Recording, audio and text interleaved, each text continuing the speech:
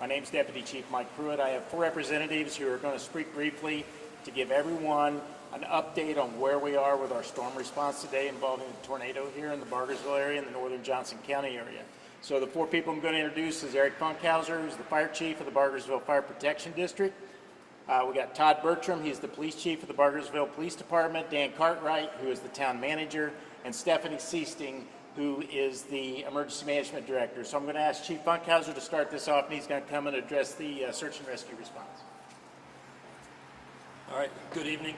Approximately 4:15 this afternoon, we started getting calls, and actually it was one of our firehouses that witnessed the tornado going just north of the firehouse. So they ended up getting on the radio, kind of giving a heads up that it was going through there and on the ground. And then we started getting reports of, homes collapsed, damage throughout the area. So we've been doing search and rescue ever since roughly 4:15 this afternoon. I'm very happy to report that we have had no serious injuries from anything in this area. We're probably looking at, right now, at least 75 homes with moderate to severe damage from the tornado being on the ground. The tornado actually started in the Travis Road and Mullinex area is where we first started getting reports of the damage in that area. And most of the damage is basically from there going across south of Center Grove High School, and then it worked its way across 135. And as you've seen probably some of the video from earlier, once it crossed 135, as it continued damaging structures, it took down the apartment complex that was under construction on the east side of 135 as well. So, altogether we're probably looking at roughly 3 miles right now of damage. So our crews are going to be out working for the rest of the night. We'll be out at least until dark. So we've completed primary searches on all areas and all structures that have been affected. We've been spending our time clearing roadways, just trying to get into some of the affected areas as well at this time. So primary search is complete. Now we're working on a secondary search, and we're going back through and basically taking a slow, methodical look at every house. We're working with the gas company. We've got representatives with them right now that are going out there with us as well. So just checking for any gas leaks.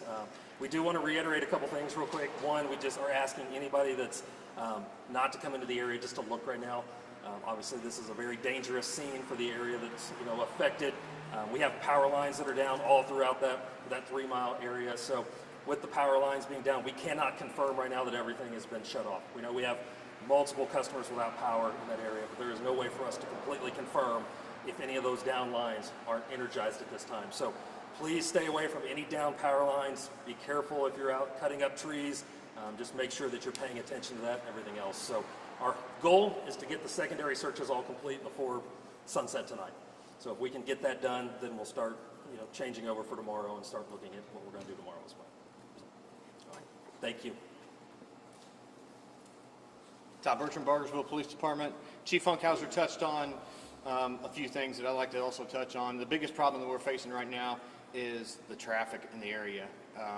There's a lot of traffic in the area naturally, and then when Chief told you where it was at, so now everybody's going to know where it's at, so please stay out of the area. We're going to try to have a curfew from 9 to 6. We're going to have extra people out working, keeping an eye on all of those unsecure areas. So that would be the biggest help for me right now, is to stay away from here. And unless you're here to help homeowners that are needing assistance, just stay away for now. Thanks. Hi, Dan Cartwright, Town Manager of Bargersville. Couple things that we need to get out. One is the Red Cross is set up at Greenwood Middle School. So anyone that has any need for shelter or otherwise should contact the Red Cross. They are set up at the Greenwood Middle School. Our street department's been out since probably 6 o'clock, 5 o'clock, primarily working with Johnson County RMC to get streets cleared and opened up. And also we were working hard in getting generators to our lift stations so our sewers would work. Since that time, though, Johnson County RMC has reported that the Old Town Bargersville, pretty much everything south of Whiteland Road, now has power back on. There's still around 10,000 people within the Johnson County RMC electrical power that are still out of power. But we anticipate, they tell me that those will be back on in the next 24 to 48 hours, but everyone needs to be aware that it could be longer, particularly up in closer to Stones Crossing Road. One of the main transmission lines have been affected there, and it's going to take a little while longer to get, could possibly take a little longer to get that power back on. But I've had multiple phone calls from other municipalities, Whiteland, New Whiteland, Franklin, and they're all ready to come over and help us. And I said, well, let's get everything assessed first. But I'm probably going to be reaching out to some of the other towns to come in with some of their equipment to help us clear the roads and streets tomorrow. Total? Yes, right now, 37. Just got a report, we're down to 3,700 people without electricity within the Johnson County RMC. Now that's not Duke, that's Johnson County RMC, but that's pretty much, so they've done a really outstanding job of getting that power back on. We went from almost 12,000 to the 3,700, that's pretty impressive. Thank you. Hi, I'm Stephanie Seasting, the Johnson County Emergency Management Director. Dan mentioned the shelter, Red Cross shelter. The address is 1584 Averett Road, Greenwood. It's at the Greenwood Middle School, and enter door 6. And they have that open now if residents need to go over there for some shelter. Also, we have our county highway out that's been helping clear the roads right now. And I've requested the DNR SALT team to come in to help get some of these big trees off the roads. So, and that's about it right now. Thank you. You guys have any questions for any of the individuals up here The today? curfew, you said 9 to 6, 9 p.m. to 6 a.m. Correct. 2100-06. Is that just anticipated for tonight, or? Yeah, for now, yeah. Can you guys speak to the fact that, from superficial damage to complete destruction and yet minor injuries or no injuries at this point? I mean, that's pretty incredible, right? Yeah, it's amazing. I mean, this is the second tornado to hit Johnson County in the last 3 months. I mean, the last one came through on March 31st. We were very fortunate at that time that we had minor to no injuries whatsoever with that one, and this is what it appears at this time. We're not seeing any injuries, so we haven't found anybody trapped in homes or anything else. I think we had one car accident that was caused due to the storm coming through. One person was transported to the hospital with minor injuries from the car accident, but other than that, we have not actually transported anybody else. So it's amazing. I mean, to have 2 tornadoes come through that are on the ground for that amount of time in Johnson County, and for us to be able to hopefully, once we get through all this, find out that there's just minor injuries only. It's amazing. How long was it on the ground? Do we know? We're looking, I mean, we still got to do damage assessments, but just looking at the damage path right now, it started roughly in the Mullinex Road area and then crossed 135. So we're probably looking 3 miles is how long, if not a little bit more past that. So. I mean, you spoke on it a bit, but this is the second time Johnson County is experiencing something like this year alone.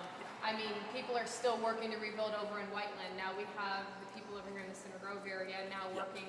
What is that like on a community? I feel like there's still a lot of togetherness. People kind of from Whiteland that we saw are here already knowing that they can come and help. What does that togetherness look like I mean, it's a small town. Oh, it's unbelievable. I mean, we witnessed it back in March, going into April when everything happened. I mean, we just saw everybody come together and everybody working and, just neighbors helping neighbors. A lot of the people that are here right now are just people coming in to already volunteer.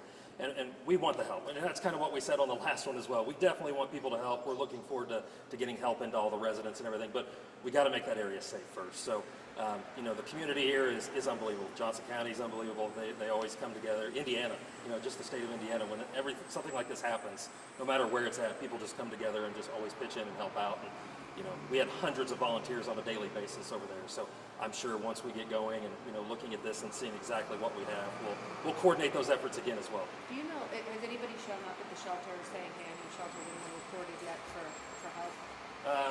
I knew that we had one person for sure that reached out and asked where the shelter was at, and they were going to drive themselves there. So we just got it open within the last hour. So within the last hour of getting it opened up, I haven't heard yet. So we'll be checking in here. And then as our crews are doing their secondary searches right now, the one thing that we wanted to do was just make sure we're talking to everybody in the neighborhood. So we're going to push it out through social media, all of our avenues that we have. But us just walking house to house right now, we're going to make sure that as we go to some of the most damaged structures that we'll bring that up to them as well, and make sure that they're aware of it and a place to go, especially with the heat that we're dealing with, as you can tell right now tonight.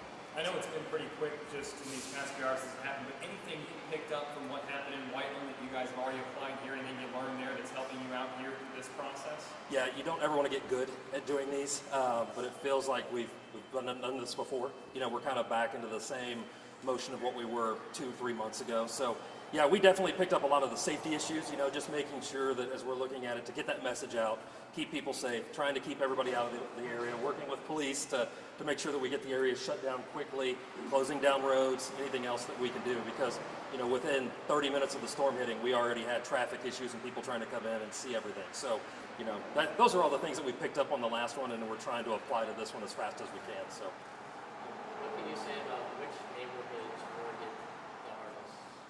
yeah, so right now we're looking in that Travis Road area was where most of the serious damage was, through Kensington.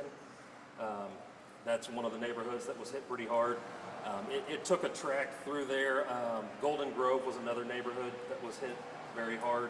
It went through Clary Crossing, crossed over 135, and it did some damage to structures on the east side of 135 as well. So those are the majority of them. And then I would say the Pennington and just south of Center Grove High School, those neighborhoods right in that area also had some severe damage going through there.